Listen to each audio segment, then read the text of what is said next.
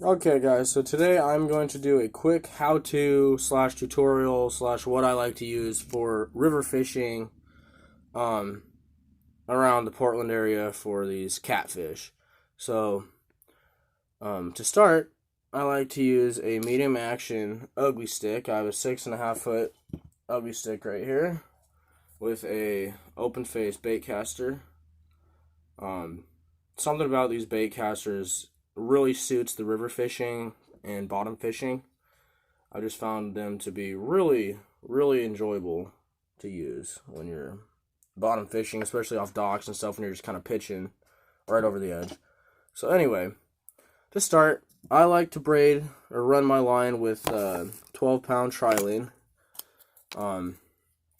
Stuff right here is what I would call the perfect weight line to use when you're bottom fishing in the rivers for the bullhead catfish, for the channel catfish. Does a really good job of holding up to really tough snags, but at the same time being light enough to where you actually get a lot of enjoyment out of the fish you're fighting. I see a lot of guys out there running really heavy line, 50-pound line, 60-pound line, and it's just too much, honestly. Especially when you're pulling in like a 1 or 2 pound fish, or even like a half-pound fish, which a lot of these bullhead catfish are less than a pound. It just doesn't make any sense to run super heavy line when you're targeting smaller fish. So I start with about a 12-pound braid, not a braid, I'm sorry, 12-pound trilene, which would be monofilament. Anyway, start with that. If you're wondering if you can use heavier line, yes. At the end of the day, you can use whatever pound line you want for this bottom fishing, especially if you're night fishing, because these catfish aren't looking at your line. They can't see it. They really don't care. But for your sake, I would recommend a 12-pound line, just because the fight is a lot more enjoyable when you have a little bit of a lighter line. As far as heavier or lighter, I personally don't go any heavier than 15-pound line. I've just found it to be less enjoyable with the heavier line as far as monofilament or fluoro. Braid, that's a whole nother story. That's up to viewer discretion. If you use braid, you probably already know what you're comfortable with, so I won't even go there. But for the beginner, most likely they're not using braid. They're probably using some cheap, crappy line. But if you're going cheap, trilene's the best way to go. I think this was like $5 for this, pretty heavy duty spool here. It's a pretty high quality line as far as the cheaper lines go. So yeah, I start with a good trilene, 12-pound. If you're going to go any lighter, I wouldn't go any lighter than 10-pound, just because I don't know how many fish I've lost on 10-pound line that get wrapped up in these snags and these really snaggy rivers, and you're fighting the snag and all of a sudden your line snaps and that's it. The 12-pound line, I don't think I've ever had that happen. You can really fight some really rough snags and recover everything almost every time. So 12-pound line. The rig that I typically like to run in the rivers is a sliding setup, sliding sinker rig. As far as the sinker goes, I like to use this pencil lead a lot. This stuff is pretty killer. Doesn't get hung up very easy, but at the same time, it kind of drags on the bottom. So you gotta imagine it's dragging on the river's bottom, and there's a little pile of rocks, say, right here. Once it hits that, it's gonna kind of fall down and wrap up and just set. It's not gonna get snagged, but it's gonna get set. So I love those. I also love these bell sinkers. These guys here have do a really good job of just holding tight to the bottom and not snagging up so bad. You can use these bullet weights. I do use these from time to time, but I don't really prefer these in the rivers just because they have a tendency to roll. That's what they're doing as soon as they hit the bottom. That current's taking them and rolling them down the river. And they really do a bad job of holding steady in the current. So my preferred weight of choice is about anywhere from a 1/4 ounce to, no more than an ounce of lead. Bell sinker or pencil lead. So I start by running my pencil lead right onto the main line. Then I will add a bead. It's not completely necessary, like I said. You don't have to run a bead. I've just found it really helps with keeping your knot safe. because that lead, especially these ones that I punched with a knife all rough, those are just bumping against your knot. So after I slide my lead on, I will put a little bead. You can use a little corky, you can use a bigger bead. It's really not, there's no set rule or set way of doing it. Just something to kind of stop, put a little buffer between your knot and your lead. Next, I like to use a size 5 swivel. These guys right here, the Mustad, size 5 swivels. They're the perfect balance. You're not using too heavy of a swivel. It's not overkill for the line you're running. 10 to 15 pound line, 12 pound ideal. But these guys right here are perfect. I've never had them break on me.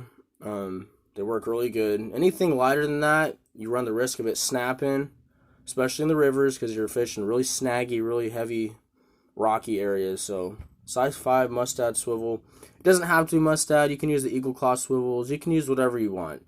The whole idea behind catfishing is just a real carefree, laid-back, easy way of pulling some fish out on a Friday or Saturday night. I personally work full-time. I personally like fishing the weekends for catfish just because it's a real simple, real easy way. I catch my own bait. I'm going to do a video on how to catch night crawlers here coming up. But, you're just fishing a real cheap, simple way. Real exciting is you always catch fish. You can almost always catch catfish year-round, given your area. But for the most part, it's a year-round bite. Real simple gear. None of this stuff is expensive at all. You can spend a few bucks and have plenty of gear to last you all year. So anyway, size number 5 swivel. Now, as far as the leader goes, I always run a lighter leader. I've seen a lot of guys on these videos doing like 20 pound mainline and like 50 pound leader for, sturgeon or something. I can't understand why you do that. Just because if that fish snags you up, your leader is going to hold fast and your mainline, which is 30 pounds lighter, is going to snap. So for me, I like to use a 10 pound leader when I'm running this 12 pound mainline. This stuff here is kind of the cheaper Eagle Claw. I think it was like $2 for this spool. So I'll run about a foot of that. And with catfish, you don't want a long leader because they have a really good habit of swallowing your bait right away.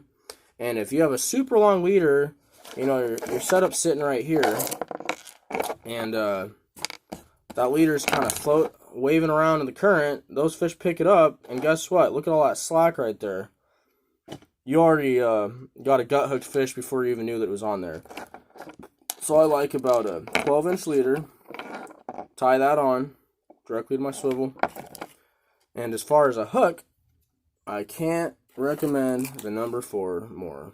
Size 4 bait holder, especially if you're using night crawlers or chicken liver. This stuff here is killer. The size is really good for the bullheads. It's good for the smaller catfish because it's not so big to where they can't get their mouth around it. But I've caught some really nice fish. I've caught some big sturgeon. I've caught some big channel cats, 20-pound channel cats on these size 4 hooks. They're the perfect median. It's kind of like the 12-pound line. You could get away with heavier. You could get away with a heavier duty hook, but ideally, this guy right here is size 4 all-purpose bait holder. Those right there are my best friend.